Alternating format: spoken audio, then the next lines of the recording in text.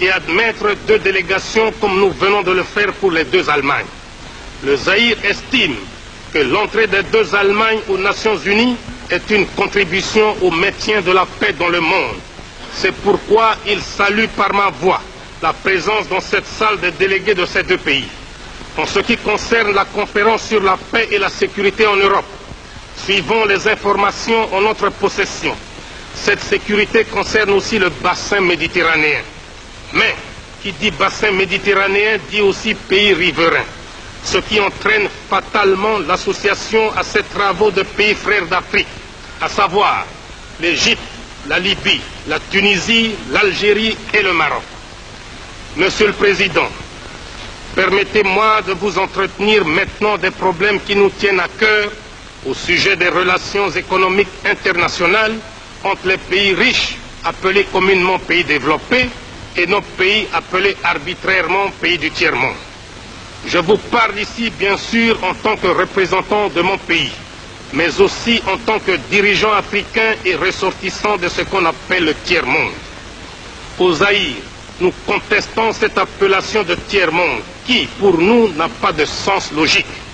Car, si on veut lui trouver une définition économique, c'est-à-dire parler de pays à système capitaliste qui constitue une catégorie et de pays à système collectiviste qui en constitue une autre, cela voudrait dire que tous les autres ne sont ni capitalistes ni collectivistes, ce qui n'est pas tout à fait exact sous l'angle économique, car certains pays dits du tiers-monde suivent soit le système capitaliste, soit le système collectiviste. On ne peut non plus justifier l'appellation de tiers-monde sous l'angle géographique ni sous l'angle des populations. Car le tiers-monde ne constitue pas le tiers de l'humanité, mais plutôt les 2 tiers. C'est pourquoi nous trouvons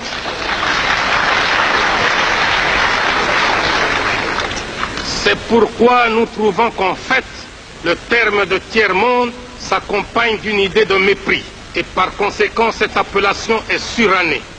Pour les gens qui l'ont inventée, il existe des pays qui forment le bloc de ce qu'on appelle l'Ouest et les autres qui forment le club de ce qu'on appelle l'Est. En dehors de cela, on met tous les autres dans le même panier sous le vocable de tiers-monde. Le mépris qu'éprouvent certains pays colonialistes ne s'arrête pas là, car ils avaient commencé par appeler les pays dits du tiers-monde pays arriérés. Les auteurs eux-mêmes, trouvant ce terme trop fort, ont cru l'améliorer en lui substituant celui de pays sous-développés. Et maintenant, soi-disant pour éviter des susceptibilités diplomatiques, on nous appelle pays en voie de développement. Au Zaïre, nous nous demandons ce que signifie exactement le développement. Peut-on appeler pays développés des pays qui possèdent un nombre impressionnant de voitures, qui construisent des milliers de kilomètres d'autoroutes, qui polluent les eaux, les mers et l'air? Faut-il appeler pays sous-développés ceux dont les habitants sont pauvres, certes, mais équilibrés, où l'on compte moins de cas de suicide, où il y a moins de meurtres et moins de déséquilibrés et de sadiques?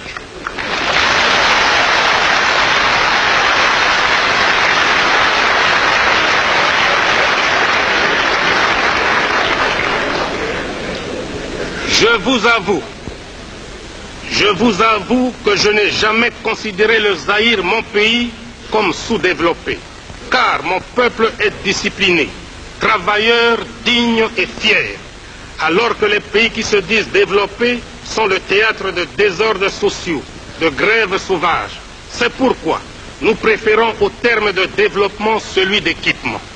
Nous reconnaissons volontiers que nous sommes sous-équipés par rapport à d'autres pays. Et c'est d'ailleurs comme cela que les spécialistes de l'économie occidentale l'entendent quand ils veulent bien l'avouer. Les États-Unis d'Amérique se trouvent à la tête du club des 10 pays les plus riches du monde. Ils l'ont prouvé en débarquant les premiers un homme sur la Lune. Mais on ne dit jamais que les 9 autres sont sous-développés par rapport aux États-Unis.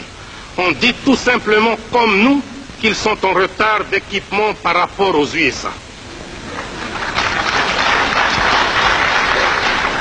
Ce qui précède prouve que le concept pays en voie de développement est impropre et un faux prétexte, car chacun de nous a toujours un plus équipé et un moins équipé que lui, et que nous sommes tous en perpétuel développement, c'est-à-dire en fait en voie de développement.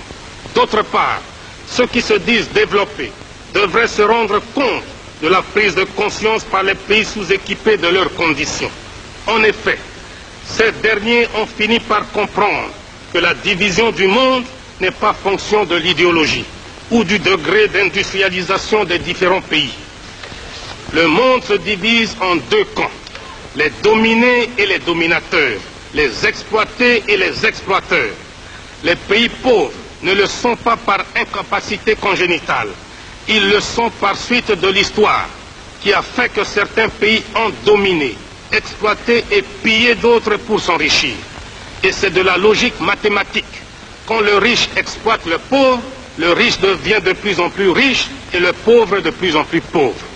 De nos jours, il est de bonne presse de parler de l'assistance des pays riches envers les pays pauvres. Quand un pays riche donne ne fût-ce qu'un kilo de médicaments à un pays pauvre, on mobilise la presse, la radio et la télévision. On échange des discours diplomatiques, les uns pour vanter l'aide, les autres pour remercier. Cette propagande a même suscité chez certains théoriciens des pays riches une opposition à l'assistance aux pays pauvres. Car, disent-ils, ce sont les pauvres des pays riches qui enrichissent les riches des pays pauvres. Il n'y a rien de plus faux. Car, si on examine bien, on constate que paradoxalement, l'assistance profite avant tout aux pays donateurs. En effet, quelles sont les formes d'assistance? On peut en distinguer notamment trois.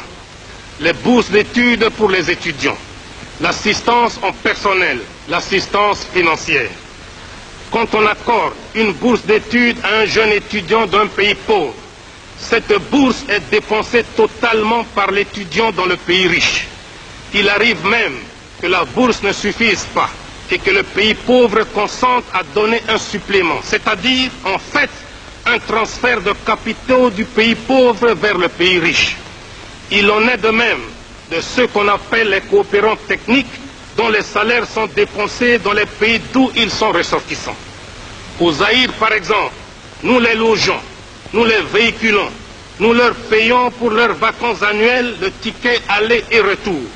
Quant à leur salaire, la moitié est transférée mensuellement à leur compte dans les pays d'origine. D'ailleurs, une partie non négligeable de nos paiements extérieurs est constituée des transferts des salaires des travailleurs expatriés.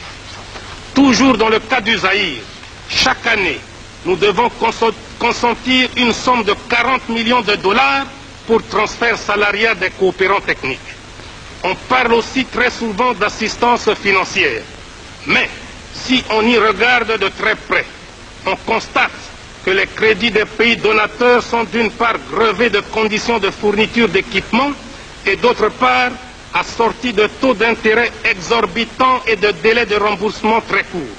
De plus, ils restent dans les coffres des banques des pays riches et le pays bénéficiaire n'en reçoit pas un seul centime à dépenser localement. Il se passe donc comme si l'on finançait un pays pauvre sans que celui-ci ne bénéficie de ce financement.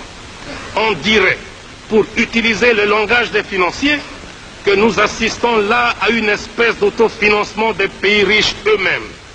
Bien plus, mon pays transfère annuellement vers l'ancienne métropole, pour paiement de services et de dividendes des sociétés privées installées chez nous, une somme allant de 300 à 350 millions de dollars. C'est pourquoi je me demande finalement qui assiste qui. Je suis convaincu.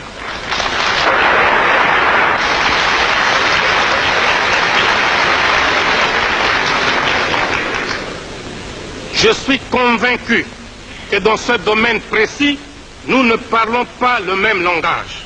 C'est pourquoi, si réellement les pays riches veulent aider les pays pauvres, ils doivent les mettre à l'abri de crédits fournisseurs, de bureaux d'études et d'experts internationaux. Je m'explique. Pour un oui, pour un non, des commerçants sans scrupules de l'Occident nous proposent des crédits fournisseurs tous azimuts. Ils peuvent vous vendre du papier, des cigarettes, de l'eau et